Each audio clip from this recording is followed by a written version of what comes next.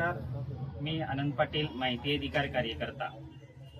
विरार वाहतूक शाखेतून माहिती अधिकारात काही वाहन क्रमांक मिळवले होते.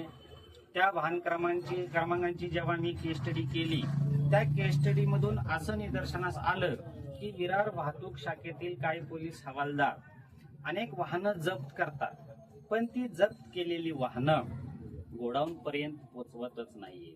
मग ती वाहनं काय केली जातात, मग ती परस्पर विल्हेवाट लावली जातात की लाच स्वरूपामध्ये पैसे खाऊन सोडून दिली जातात, हे आता त्याचं उत्तर तेच लोक सांगू शकतात. त्या संदर्भात मी अनेक तक्रारी दाखल केल्या, अनेक माहिती अधिकार अर्ज दाखल केले.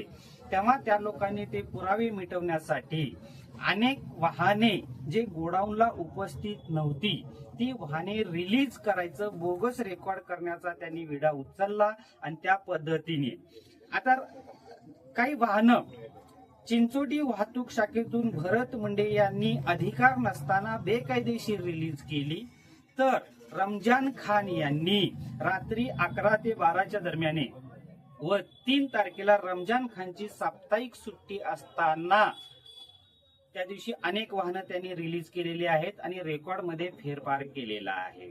ही अत्यंत गंभीर बाब असून याबाबत मी अनेक तक्रारी केलेल्या आहेत 3 महिन्यापासून. या तक्रारीवरती अद्याप कोणत्याही प्रकारची कारवाई झालेली नाहीये.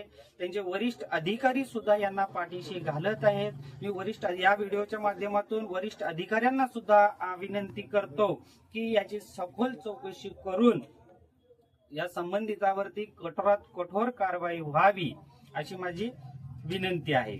आणि ही जप्त केलेली वाहनं अद्याप पण रस्त्यावरती चालत आहेत असं निदर्शनास आलेलं आहे. आणि त्याबाबतचे काही वाहनांचे व्हिडिओ सुद्धा आमच्याकडे उपलब्ध आहेत.